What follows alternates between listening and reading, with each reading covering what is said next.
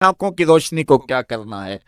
वो दिन भी आए, हजरत सैयदना सिद्दीक अकबर का कलेजा भी पिघल रहा है, वो भी गमे रसूल में रो रहे हैं, सहाबा तड़प रहे हैं। वो ऊँटनी, गस्बा नामी ऊँटनी जिस पे हुजूर सवारी करते थे, वो हजरत फातिमा के दरवाजे के ऊपर सर रख के रो रो के मर गई। जब महबूब नहीं रहे तो हमने जी के क्या लेना है।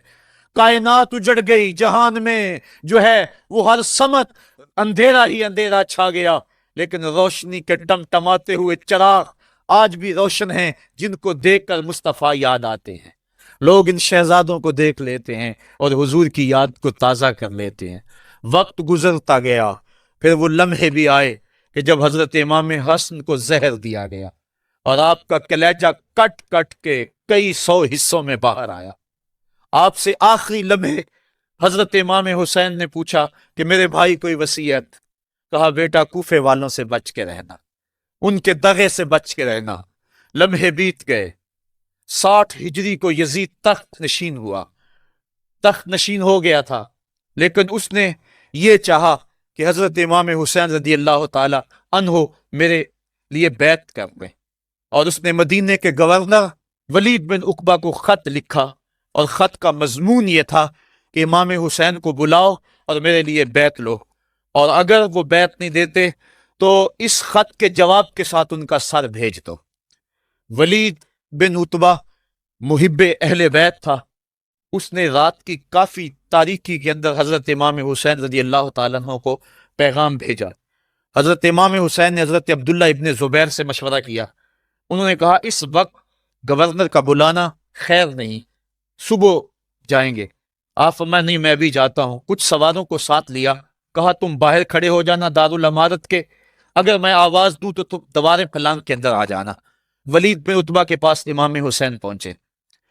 आपने कहा कि सुनाओ क्या मामला है। तो उसने कहा कि ये खत है जो यजीद ने भेजा है।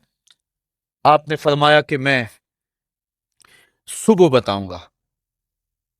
वलीद बिन उतबा ने कहा ठीक है। इमाम हुसैन पलटने लगे तो मरवान बिन हकम जो पास बैठा हुआ था गवर्नर के, कहने लगा ये चले गए तो दोबारा हाथ नहीं आएंगे, अब मौका है, अब इनको पकड़ लो और इनसे जबरदस्ती बैत ले लो। ये बात हजरत इमाम हुसैन के कानों में पड़ी। आप पलटे, नियाम से तलवार निकाली, हैदरी किछार से मोहम्मदी शेर निकल आया, और हजरत इमाम हुसैन रजी अल्लाह ताला अन्हु ने उस वक्त जो जुमले कहे, तारीख के औराक के अंदर वो जुमले महफूज हैं।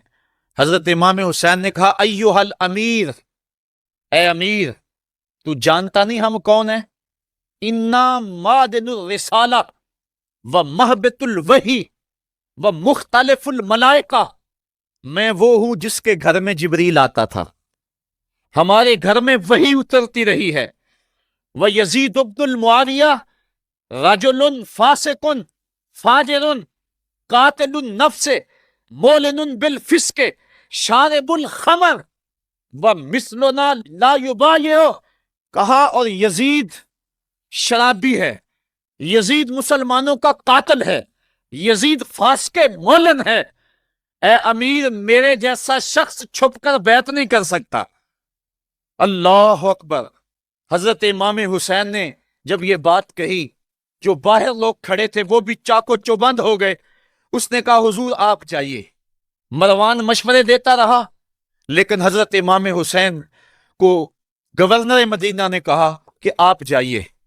हजरत इमाम हुसैन रजी अल्लाह ताला अन्हु वापस पलटे। हजरत इमाम हुसैन की हमशीरा सैयदा ज़ैनब इंतजार कर रही थी भाई का। पूछा क्या माजरा है। कहा हालात बिगड़ गए, अब हमारा मदीने में रहना महाल है, सुबह सहरी से कबल कबल शहर मदीना छोड़ दे। अल्लाह अकबर। वरना हमारे खून से नबी का हरम लालाजार बनेगा। हजरत इमाम हम्माम रदी अल्लाह ताला अन्हु ने अहले बैत की मुशावरत से यह फैसला कर लिया। गुजावे कसे जाने लगे, सामान तैयार हो गया। हजरत मोहम्मद बिन हनफिया को कहा कि तुम यहां रहो और तुम खबर पहुंचाना कि पीछे क्या माजरे होते हैं, और मक्के की तरफ मैं सफर कर रहा हूं। कहानी लंबी हो रही है और वक्त के दामन में इतनी गुंजाइश